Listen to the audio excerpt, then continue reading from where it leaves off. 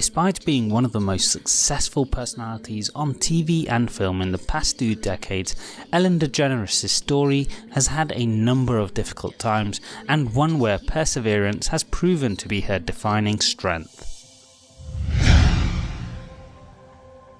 When you look at Ellen today, you will often think of her successes, whether it be her stand-up career, hugely successful TV show in the 90s, becoming one of the most successful talk show hosts of all time, or playing notable roles in films, particularly Dory from the Pixar films. However, her story is much deeper than we might often realise, as she came from a challenging upbringing to face a number of challenges in her life and career, such as coming out as gay during one of the peaks of her career. It's not been easy, and in this video we look at how she persevered through the challenges to reach the success that she has, despite the many obstacles placed in front of her. So what exactly is Ellen's story, and what is there to learn from her story? Ellen was born outside of New Orleans and spent the majority of her childhood there with her parents and her older brother, Vance. She has said that she loved to explore the area, saying, "I rode my bike everywhere, all over the campus of Newcomb College, all over uptown. You know, people can grow up in New Orleans without realising how unique a city it is. I remember thinking that it is a really neat place." At 13 years old, her parents divorced, and she had to move with her mother to Atlanta. During this time, she recounts how upset her mother was and used comedy to help her through the painful period after the divorce. As she says, "My mother was going through some really hard times, and I could see when she was really getting down, and I would start to make fun of her dancing. Then she'd start to laugh and I'd make fun of her laughing. And she'd laugh so hard she'd start to cry, and then I'd make fun of that. So I would totally bring her from where I'd seen her start going into depression to all the way out of it." This is the first lesson to be learned of Ellen's journey, that humour and empathy can play a massive role in dealing with traumatic times. Even when things might appear at their darkest, there's always moments of joy and humour to be found. It's not just therapeutic, but a necessity in life. After she graduated from school in 1976, Ellen moved back to New Orleans, where she worked a number of jobs, including time spent in a law firm, restaurant jobs as a bartender, and an oyster shucker. She also worked at a retail clothing store and as a house painter. While she'd work, none of these jobs were her vocation, and she came to understand that she did not like following other people's rules, and sought to have independence. It was at this time, now 23, Ellen started to work on a comedy routine, initially performing for friends before doing gigs at local coffee houses and at comedy clubs. Soon she became a master of ceremonies, or MC, at a New Orleans comedy club. From here she found her career started to take off, as in 1982 she entered a national talent contest held by the cable network Showtime, sending in a videotape of her stand-up act. She went on to win the contest, being given the title of the funniest person in America. From here, she started doing work nationally, where she'd do her comedy routines. In 1986, Ellen made history in her first ever appearance on The Tonight Show starring Johnny Carson. This was an incredible achievement, as most comedians are only asked to do their stand-up routine and that's it, and a female comedian had never been asked to sit on the couch after a first-time performance on the show. That night, Ellen not only debuted on The Tonight Show, but Johnny Carson invited her over to sit on the couch, breaking new ground. Here we can understand the second lesson of Ellen's life. She worked hard, but chose to focus on her passion and interest in her vocation. There was no guarantee on success in comedy, definitely not in the certainties of pursuing the other jobs that she had gotten. However, she understood that she couldn't just accept doing a job to earn a living, and gave up life that might offer certainties, but would lack passion and meaning. If you know you have to follow a certain vocation, it's important to follow through and pursue it, because not doing so will inevitably lead to regret, and there's always potential to achieve massive success in taking a leap of faith. In 1991, Ellen was honoured as the Best Female Stand-Up Comic at the American Comedy Awards. It was around this time she branched out to begin acting in a TV show. She appeared in a couple of short-lived sitcoms, Open House and Laurie Hill, before earning her own show called These Friends of Mine. The show starred Ellen as Ellen Morgan, an employee of a bookstore where the show focused on the lives of Ellen and her friends. When the second season started, the show had undergone major changes, including a change to its title to become just Ellen. Following the changes, the popularity of the show grew, with viewers becoming more drawn to Ellen and her unique style of comedy. Following the success of the show, Ellen earned numerous nominations for Emmy Awards and won the Peabody Award for her work on the show. However, possibly the most important moment in the show's history came in the spring of 1997, where Ellen made history by having her character come out as a lesbian, becoming the first lead gay character on a network television sitcom.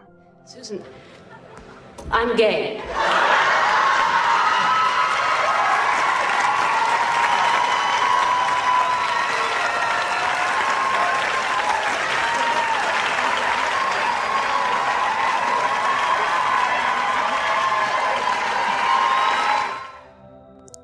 The episode, called the Puppy Episode, garnered 46 million viewers and brought Ellen an Emmy Award for Best Comedy Writing. Not just a milestone moment for the show, but Ellen herself came out to millions with a cover story in Time magazine where she announced that she is gay. Despite these moments being major points for Ellen in her life and for TV at the time, during the 1997-98 season, Ellen began to lose viewers. It was suggested that the show had fundamentally changed when the main character's sexual orientation became the focus of numerous episodes. Some believe to this day that the network simply did not want the controversy generated by the announcement about Ellen's sexuality, and at the time some advertisers had pulled out, as they feared offending viewers. Here, the network started adding warning labels to the episodes that showed Ellen kissing another woman or discussed her sexual orientation, after which the show got cancelled following the 1997-98 season. Ellen has since said that despite the show's success up to this point, she was struggling with great difficulty during this period, as she hadn't come out about her own sexual orientation, feeling like she was hiding a part of herself that had significant impacts on her mental well-being. This was in part the reasoning behind making the decision that she did on the show and with Time magazine, as having to hide a part of who you are and not being able to be true to your feelings can have adverse effects. We're often put in this place in life. We try to repress certain feelings, and in doing so often cause more harm to ourselves than we would if we were just honest. It might be painful initially, but the pain will subside. Following her show's cancellation, Ellen went through an extremely difficult period, both professionally and personally.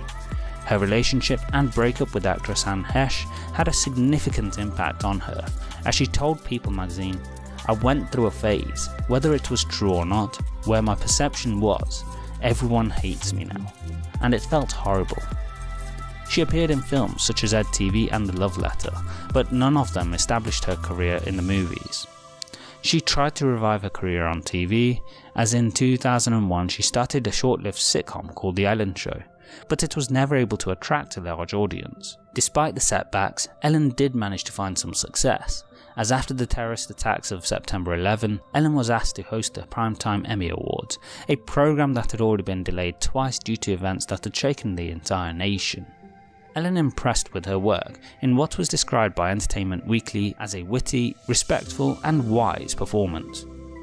Following on from the success of the Emmy Awards, Ellen began to appear more often on television again. She hosted Saturday Night Live, appeared on an episode of Will and Grace, and occupied centre square on the game show Hollywood Squares.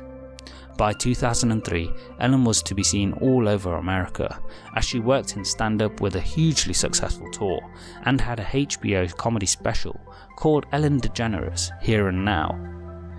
During this time, she published a best-selling book of comic essays called The Funny Thing Is, and she lent her voice to what would become the highest-grossing animated movie of all time, Disney Pixar's Finding Nemo. Towards the end of 2003, Ellen was once again the star of a self-titled television program, but rather than starring in a sitcom, she was the host of a talk show. In its first season, The Ellen Degeneres Show earned positive reviews and solid ratings across the US, with it earning a record 12 Emmy nominations in 2004, the most ever received by a talk show in its debut season. When she heard the news about the Emmy nominations, Ellen responded with a comment in line with her self-criticising, slightly insecure comedic style. "They told me you got nominations for every single category except the song, and I instantly said, what's wrong with our song?" In addition to 3 technical awards, Ellen's show won the 2004 Emmy for Outstanding Talk Show. And here Ellen had finally found her greatest joy in her career to date, saying, "It's the best job I've ever had." And I was like, Her success in her career is mirrored in her personal life, as she's gone on to settle down with and marry model and actress Portia de Rossi. It's here we learn the most important and pivotal lesson of Ellen's storied life and career. Whatever life throws at you, it's vital to never give up, to keep going and maintain perseverance. To quote the beloved character she plays in Finding Nemo and Finding Dory, just keep swimming. when life gets you down, you know what you gotta do? I don't want to know what you gotta do. Just keep swimming, just keep swimming, just keep swimming, swimming, swimming. What do? We swim. If you agree with the message of perseverance, let me know in the comment section below by commenting "just keep swimming." If you enjoyed this video, please let me know with a like, consider sharing this with friends, and subscribe as we aim to help people live life on their terms by providing practical advice through inspirational content. Thanks for watching.